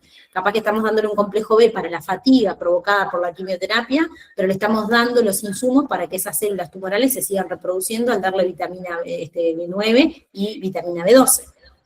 Entonces tenemos que pensar, ¿sí?, primero, la indicación, si es la correcta o no en el contexto de ese paciente, y cuánta dosis le vamos a estar dando, ¿sí? Porque corremos estos riesgos que ya les mencioné, por ejemplo, con este ejemplo, pero además una toxicidad subclínica, un desbalance mineral, los minerales compiten por la absorción, y algunos incluso quelan algunos otros que necesitamos, como por ejemplo el hierro, ¿sí? El hierro es un mineral que es muy importante, pero que puede ser quelado por algún otro suplemento, como puede ser la clorela, que entonces terminamos suplementando con hierro para que el paciente no tenga anemia, pero le estamos dando clorela como mayor antioxidante, pero estamos a su vez robando ese hierro que el paciente no lo va a poder terminar de absorber y lo va a eliminar con su materia fecal. También tenemos que considerar las interacciones, este uso y abuso que ha habido actualmente de los antioxidantes que llevan a ese estrés oxidativo exagerado. También tenemos que tener cuidado cómo estamos alimentando la microbiota intestinal y no generar una disbiosis, como anteriormente le mencionaba, donde no hayan bacterias u hongos oportunistas que aprovechen esta carga nutricional o esta carga mineral para mayor producción de individuos y que de esa manera compitan y generen un marcado desequilibrio en las poblaciones. Y también muchas veces esto es algo más del terapeuta y no tanto del paciente, que genera que si yo indico más dosis o si indico más suplementación, esa falsa sensación de seguridad. Bueno, estoy cubriendo al paciente, ya le doy el omega 3 con el antioxidante, como tiene que ser, que eso es correcto, pero le termino dando ese antioxidante para que mejore la función del omega 3, pero le termino dando otro antioxidante como cardioprotector. Entonces estoy empezando a sumar más suplementos. A mí me genera esa sensación de seguridad que estoy cubriendo todo su funcionamiento orgánico, pero en realidad estoy generando una toxicidad subclínica o una interacción con un desbalance mineral, por ejemplo, de magnesio. ¿Sí? Pasa mucho también con los magnesios. El magnesio en realidad es uno solo, lo que cambia es el vehículo, ¿sí? Y muchas veces se dan muchos tipos, o el magnesio total, que es como que tiene muchos tipos de quelantes de ese magnesio, y en realidad lo que estamos haciendo es una competencia de esas algas quelantes, y el magnesio final también siendo eliminado porque el cloruro de magnesio lo roba y se lo lleva al tránsito digestivo, y pensamos que estamos dando un magnesio de buena calidad porque presenta varias formas o varios vehículos, y en realidad lo que estamos haciendo es que todos esos vehículos le den a uno de ellos el cloruro o el oxalato, ¿sí? del magnesio, y se lo terminen llevando por vía digestiva y eliminado. Entonces, otro de los errores es el uso crónico sin la reevaluación. Y pasa mucho con estos tres tipos de suplementos que son de los más utilizados, que son los probióticos, el magnesio y el omega 3. Los probióticos usados sin reevaluación y en forma crónica generan disbiosis, ¿sí? El magnesio utilizado en forma crónica y sin reevaluación puede generar alteraciones séricas del magnesio, que en realidad a la célula no le impacta, porque el magnesio que se utiliza es el magnesio intracelular, pero sí puede alterar otras funciones metabólicas, como son, por ejemplo, el control de la presión arterial, la funcionalidad cardíaca, ¿sí? Entonces podemos inducir una hiper o una hipomagnesemia, porque ese magnesio, como la célula ya está saturada de magnesio, no la necesita, lo manda a la sangre, y ahí el magnesio no tiene que ser intracelular. Y lo mismo ocurre con el omega 3, un omega 3 que está indicado en forma crónica sin un antioxidante que compense la oxidación propia de ese omega 3, no debemos olvidar que el omega 3 es un ácido graso, es una grasa que también tiene susceptibilidad a la oxidación. Si nosotros no lo indicamos con un antioxidante por un tiempo determinado, ese omega 3 va a ser deficitario y va a ser una molécula oxidada que va a estar circulando por el organismo, generando mayor glicación, generando mayor inflamación, y entonces para lo que indicamos que era como antiinflamatorio termina teniendo una función totalmente opuesta. Entonces, todo suplemento debe ser, o debe tener una indicación clara, pensar para qué proceso lo estoy indicando, por un tiempo estimado, que como les decía en general, 3 meses es suficiente como para poder valorar y reevaluar la necesidad de continuidad, y siempre tenemos que tener un parámetro de reevaluación, ya sea en forma directa o en forma indirecta, a través de los metabolitos del proceso por el cual yo pensé que ese suplemento era necesario, para poder entonces en ese periodo de tiempo volver a evaluar y entender si ese suplemento realmente fue eficiente o no en esta persona. Bien, entonces, otra cuestión que también pasa, otro error frecuente que también suele pasar, es que suplementamos por protocolos. Los protocolos en realidad son una herramienta muy eficiente como guías orientativas para determinadas alteraciones. Existen tantos protocolos como alteraciones hay, pero los protocolos deben de ser personalizados. No nos podemos olvidar de que esos protocolos son para personas, los vamos a indicar en una persona y por lo tanto tenemos que considerar el contexto metabólico de esa persona, tenemos que ver la capacidad adaptativa que tiene ese organismo, el organismo de esa persona, si es una persona que está sana y simplemente quiere optimizar, o si está cursando una alteración en donde ya hay una desadaptación, una desregulación de su metabolismo y de su funcionamiento en general, si además esa persona tiene otras enfermedades, ¿sí? Y si tiene además medicación convencional concomitante. Entonces, ese protocolo que me sirve como guía orientativa, yo lo tengo que personalizar, lo tengo que humanizar a la persona que tengo enfrente. ¿Sirven los protocolos? Sí, pero no para que sean replicados así tal cual están, sino que tenemos que personalizarlos y considerar el contexto de la persona. Esto ya lo he dicho en varias oportunidades en la presentación, pero es otro error frecuente que se indican suplementos sin hacer una evaluación previa de cómo está su tubo digestivo, de si esa persona realmente tiene una capacidad absortiva óptima o si tiene una mala absorción, si tiene una hiperpermeabilidad, si tiene una disbiosis, si la persona manifiesta síntomas, ¿sí? Como por ejemplo puede ser un estreñimiento crónico. Entonces con el estreñimiento crónico lo que va a haber es que sí puede absorber el suplemento, pero está absorbiendo constantemente las toxinas que está produciendo, y esas toxinas pueden neutralizar o incluso generar un efecto adverso con respecto al suplemento, ¿sí? Entonces, la suplementación siempre se debe dar luego de que nosotros ya hayamos reparado su terreno biológico y principalmente a nivel del tubo digestivo del paciente. Porque si no me tengo que poner a pensar si realmente estoy suplementando a ese paciente o estoy haciendo que ese paciente tire cápsulas, ¿sí? Porque así como las consume, las va a terminar eliminando a través de la materia fecal, o las va a absorber, pero con otros componentes, como pueden ser toxinas, que no van a estar generando el efecto que nosotros queremos de esa suplementación.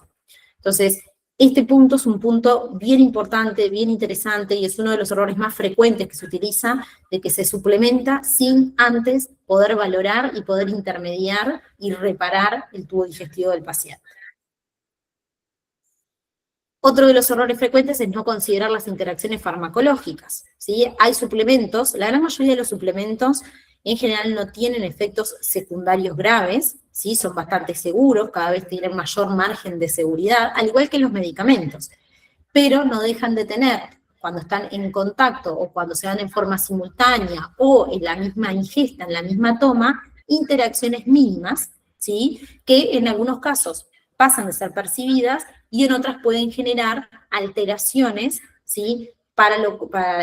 Relacionadas con la función que debería de cumplir ese medicamento o ese suplemento. Entonces siempre tenemos que considerar cuál es la medicación que el paciente toma, si ya toma desde hace mucho tiempo, si la toma es reciente. Por ejemplo, un paciente que está anticoagulado en menos de 3 meses, bueno, ahí hay que valorar la necesidad de la suplementación, porque todavía el anticoagulante no ha sido, o el organismo, mejor dicho, no se ha adaptado a ese anticoagulante, para entonces darle otra carga de información química que se le estamos dando con el suplemento, y entonces puede haber una interacción que termine generando, ¿sí? Un efecto secundario adverso.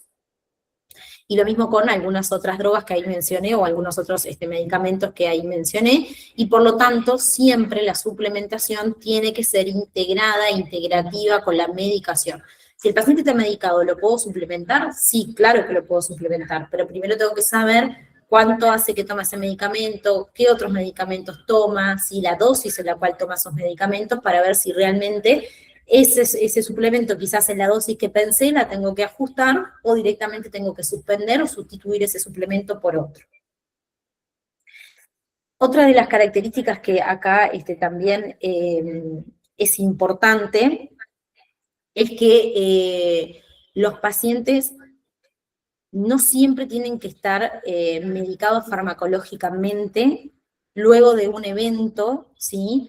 Por mucho tiempo. Por ejemplo, pasa con los anticoagulantes, que un paciente ante un evento, por ejemplo, cardiovascular, o ante un evento cerebrovascular, o de trombosis, se le hace la indicación de los anticoagulantes y pasan 6, 7 años luego del evento y siguen con esa medicación. Eso también es muy importante, y nosotros como médicos de poder valorar cuál es la necesidad de esa medicación, porque en realidad se tiende a cronificar la medicación y no se tiende a reevaluar. Esto que pasa con la suplementación pasa exactamente con los medicamentos, y nosotros como médicos también tenemos que considerar, no solamente sesgarnos en el suplemento y si lo estoy indicando bien o mal, sino también en la medicación que el paciente ya trae y si realmente hoy la está necesitando. Pasa mucho con los anticoagulantes y también pasa mucho con las estatinas, ¿sí? Pacientes que tienen cronificado estatinas de 20 años, y que hoy por hoy no están haciendo ningún efecto terapéutico, y por el contrario lo que le está generando son efectos secundarios.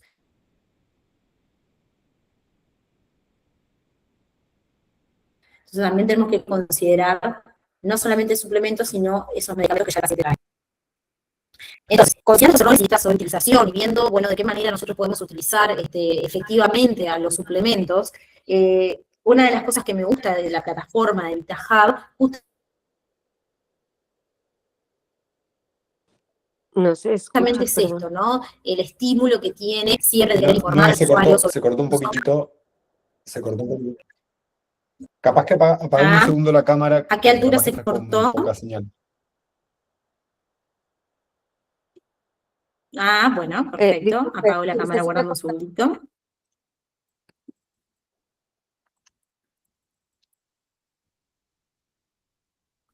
¿Ahí me escuchan mejor? Sí, yo te escucho mejor. Bien. Perfecto. No sé si me están escuchando, ¿sí? Sí, ya, gracias, ya se escucha. Ah, perfecto. Entonces, lo que le mencionaba es la importancia que en este caso las plataformas como la plataforma de VitaHub tienen cuando quieren, además de darle la posibilidad del servicio de obtener y adquirir los suplementos, tanto al usuario final como al profesional de la salud para que lo indique, esto de dar la posibilidad de informar, de capacitar, de poder entender la lógica de la suplementación, porque esto lo que nos permite es optimizar el uso de los suplementos, sin convertir a la plataforma, por ejemplo, en un menú indiscriminado de suplementos, sino que genere un criterio clínico, lógico y de razonamiento, en donde la plataforma se transforma también en una herramienta terapéutica que le permite o posibilita al profesional de la salud el dar una optimización de los suplementos que presenta. Entonces, de esa manera se puede sostener con un criterio clínico que avala, ¿sí?, cada uno de los suplementos que nosotros como terapeuta, más allá de nuestra formación y de nuestra indicación, que pensamos que es la más lógica, nos da como ese panorama más ampliado para poder discriminar y poder utilizar en forma óptima e inteligente cada uno de los suplementos que nosotros marcamos. Entonces, volvemos al origen de lo que es la suplementación ortomolecular, ¿sí? Entonces, cada vez que nosotros pensemos en el paciente y en el proceso que el paciente está pasando, y por lo cual nos hace pensar que un suplemento puede ayudarlo, pensar si ese suplemento es un suplemento correcto, si es el momento correcto de indicar ese suplemento, o si antes tengo que reparar el terreno biológico del paciente, por cuánto tiempo le voy a dar ese suplemento al paciente, cuál es el tiempo que considero que es correcto para poder tener el tiempo suficiente para que haga efecto en el organismo del paciente y que yo pueda valorar, ¿sí? Y además, ¿qué paciente tengo enfrente? ¿Ese paciente realmente requiere ese suplemento? ¿No va a tener interacciones con otros tratamientos que está teniendo? Entonces, si nosotros nos ponemos a pensar en este tipo, o en estas 4 o 5 características, y considerar de que no estamos suplementando frente a un síntoma, sino a un proceso, entonces la medicina funcional, ¿sí?, va a optimizar, estamos realmente haciendo una medicina funcional porque vamos a estar optimizando el uso de esos suplementos, ¿sí? Y para ya ir finalizando, la suplementación inteligente sola no funciona, funciona cuando está integrado en un contexto terapéutico. Como mencionábamos, los hábitos son fundamentales, pero también regular nuestro sistema nervioso es fundamental. Ante un paciente que está hiperactivo su sistema nervioso simpático, o que tiene un sistema nervioso parasimpático vagal donde donde esté más estimulado la parte más primitiva, que es la parte dorsal del sistema nervioso vago y que está en un agotamiento puro, ningún suplemento va a tener un efecto positivo si nosotros no corregimos eso antes. Entonces, para ir finalizando, el suplemento tiene que ser considerado como una herramienta, como un modulador inflamatorio, como un facilitador inmunológico, que genere un soporte de adaptación a esa reacomodación que tiene que hacer el organismo y como un regulador neuroendocrino. Y nunca el suplemento por sí va a reemplazar ningún hábito, ni la alimentación, ni una correcta higiene del sueño, ni un correcto comportamiento en movimiento, actividad física, ni correctas técnicas o herramientas para manejar y gestionar su estrés. El suplemento es un facilitador, ¿sí? Y el hábito lo que hace, al cambiarlo y al poder readaptar los hábitos que tiene ese paciente junto con la suplementación, lo que va a hacer es consolidar ese cambio que nosotros queremos hacer en ese paciente para optimizar su salud, ¿sí? Entonces, sin modificación de hábitos, podemos dar el mejor suplemento que tengamos en plaza, que la inflamación va a persistir, el metabolismo no vamos a ver grandes mejoras, va a aparecer los síntomas que nosotros anteriormente teníamos en el paciente, por lo cual el paciente consultó, y vamos a estar nosotros también generando alteraciones metabólicas como puede ser disbiosis o estrés oxidativo, ¿sí? Entonces lo que tenemos que pensar es qué intervenciones mínimas podemos hacer nosotros para generar más alto impacto en la persona. Entonces, haciendo pequeños ajustes en sus hábitos y con una suplementación que sea optimizada, vamos a lograr mejores resultados, sin lugar a dudas. Simplemente acá algunos ejemplos para la regulación del sistema nervioso que ustedes deben de conocer, ¿sí? Como es, bueno, higiene del sueño para un sueño reparador, la respiración consciente y profunda, la conexión con la naturaleza, ¿no? Todo lo que es el grounding, ¿sí? Estar en contacto directo con la naturaleza, estar expuestos al sol, que es algo que es tan complejo en el día de hoy, y manejar correctamente o tener herramientas correctas para el manejo del estrés, tanto en forma personal como también en psicoterapia o inducido por algún tipo de terapeuta que contribuya al manejo correcto de las emociones, al manejo correcto del estrés, va a favorecer, ¿sí?, todos los demás ejes, como decíamos, neuroendocrinos, ¿sí?, inflamatorios, que van a facilitar o van a permitir de que ese suplemento que estoy pensando para mejorar al paciente sea realmente un facilitador biológico y no una sustancia más.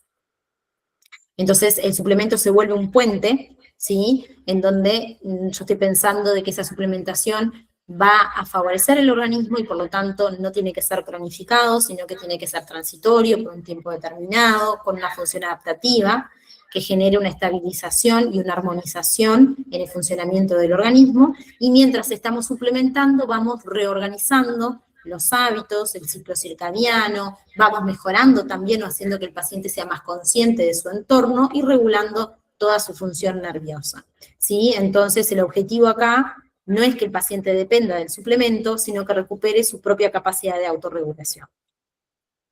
Entonces, preguntas para que nos quede como pensando para el final y para luego de este encuentro es, ¿cuántos suplementos promedio indico como terapeuta a mis pacientes? A cada uno de mis pacientes, ¿cuántos suplementos en la consulta les doy? Y de esos suplementos, ¿cuánto reevalúo esporádicamente o relativamente? ¿Sí? ¿Cada cuánto los reevalúo? De los suplementos que indiqué desde la primera o la segunda consulta, ¿cuántos de ellos he retirado que considero que ya no son necesarios o he cambiado su dosificación? Y pensar si podría resolver ajustando sus hábitos, ¿sí?, y mejorar la suplementación o ajustando la suplementación al cambio de los hábitos, ¿sí?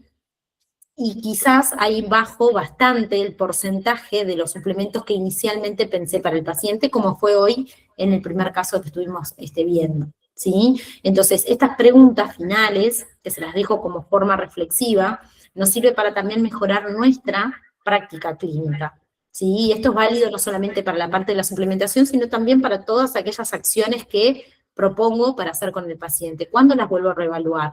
¿Cuándo las retiro? ¿Cuándo acentúo la importancia de esas acciones? Con los suplementos pasa exactamente lo mismo. La diferencia es que como el suplemento es tangible, ¿sí? Muchas veces a nosotros nos genera como esa falsa seguridad de que mientras más suplementos estamos dando, más estoy cubriendo las necesidades del paciente, y como hemos visto, no siempre es así.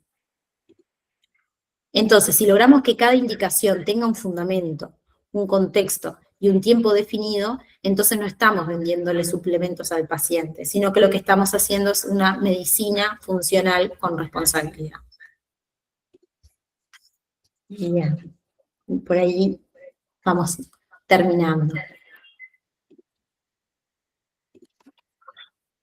Noé, muchísimas gracias.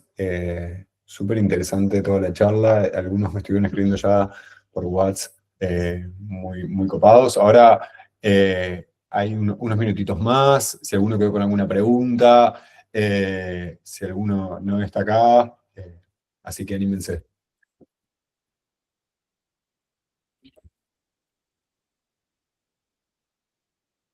Estoy viendo ahí algunas preguntas que pusieron en el chat. Noé, Sí. Tania preguntó cómo se diagnostica la hiperpermeabilidad y o mala absorción intestinal. Bien, en realidad es una condición que podemos nosotros diagnosticarlo en forma indirecta por los síntomas que el paciente refiere, ¿no? Uno de los síntomas más comunes es la distensión abdominal que el paciente refiere, que siente que está inflamado, que además tiene trastornos, por ejemplo, en su evacuación. En algunos casos puede ser estreñimiento, en otros casos puede ser diarrea o alternancia de diarrea, constipación. Siente el paciente que no digiere bien los alimentos e incluso a veces hasta identifica qué tipo de alimentos no está digiriendo.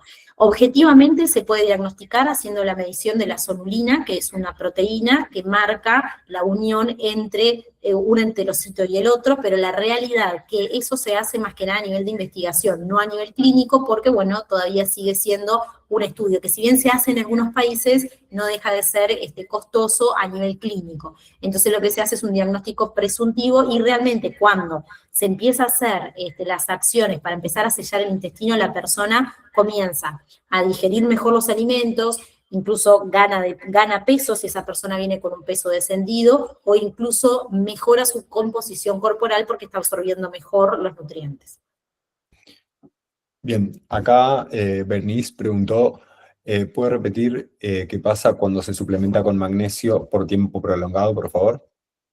Bien, más que la suplementación de magnesio por tiempo prolongado es el tipo de magnesio, o sea, el magnesio es uno solo, es un mineral, pero quien lo lleva al magnesio, yo siempre le digo a los pacientes el Uber, no sé si ahí en México usan Uber, creo que sí, pero el Uber que lleva el magnesio, sí, puede ser muy distinto, desde el citrato, el malato, el treonato, sí, y los más comunes, que también son los más económicos para muchos laboratorios, son el cloruro, el oxalato, el carbonato de magnesio. Esos magnesios específicamente lo que hacen, y más cuando se toman en varios tipos de sales de magnesio, roban el magnesio y lo llevan hacia el tubo digestivo, generan, ¿sí? Hay una hiperosmosis y lo eliminan con la materia fecal. Entonces, puede pasar de que por más que se tome mucho magnesio, si se toma con estas combinaciones no se absorba, o lo que puede ocurrir es que haya una suplementación prolongada con magnesio y que la célula, porque el magnesio se utiliza a nivel intracelular, ¿sí? Y que la célula en realidad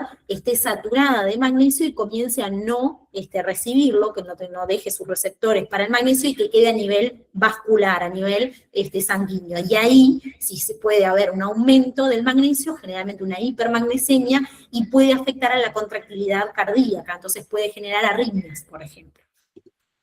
Estos son casos muy aislados, pero que se han relatado. Perfecto. No, ahí había otra pregunta, se me cerró a mí. Hay una última pregunta. Perdón, hay más.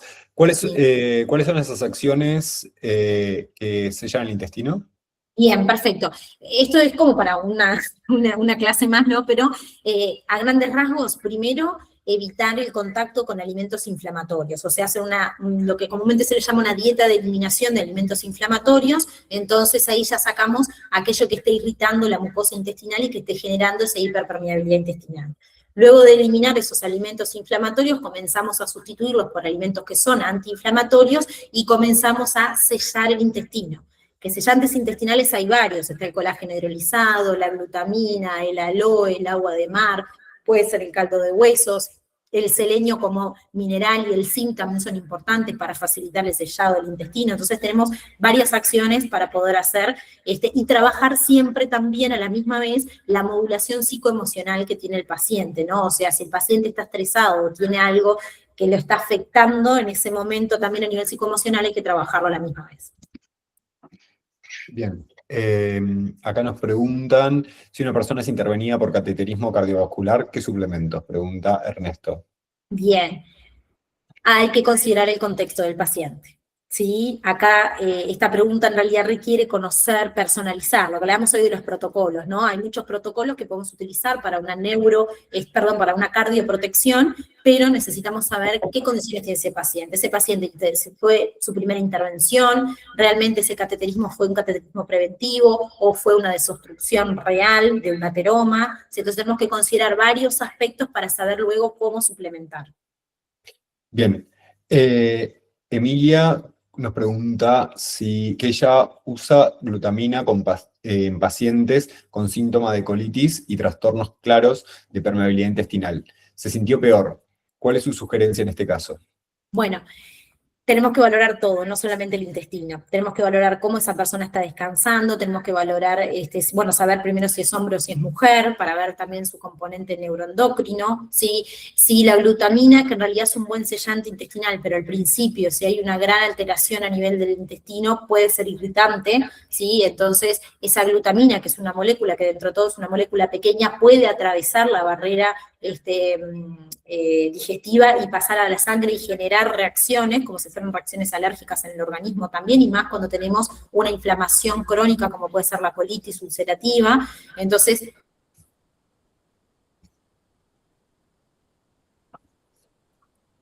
hay que ¿Se trancó ahí un poquito? No, se trancó un poquito. considerar otros aspectos, no Sí, no, quedarnos en el órgano, sino considerar todos los aspectos de esa persona. Se trancó un poquito cuando dijiste colitis ulcerativa, ¿puede ser? Si querés apagar la cámara de nuevo. Sí, desde ahí. Ahí, a ver. Ahí. Sí. Bien. Lo que les mencionaba es que la glutamina, si es un muy buen sellante intestinal, en ocasiones cuando hay una clara hiperpermeabilidad y además una inflamación a nivel del intestino, como es la colitis ulcerativa, la glutamina es una molécula relativamente pequeña que puede atravesar la barrera digestiva y puede generar una reacción alérgica en el organismo, y eso generar otros síntomas que en inicio pueden ser como una especie de crisis, ¿no? Entonces ahí hay que rotar. Por supuesto hay que valorar las otras áreas del paciente, ¿sí? Y hay que rotar a otro sellante que no le genere este tipo de alteración. Y una cuestión simple para comentarles, la glutamina en pacientes oncológicos no se indica porque entra directamente al ciclo de Krebs y se transforma en glucosa, y por lo tanto termina alimentando las células tumorales. Entonces, si bien es un muy buen sellante, tiene algunas contraindicaciones. Bien. Ahí Merle pregunta, ¿el omega 3 se debe recomendar con un antioxidante? ¿Resveratrol es buena opción?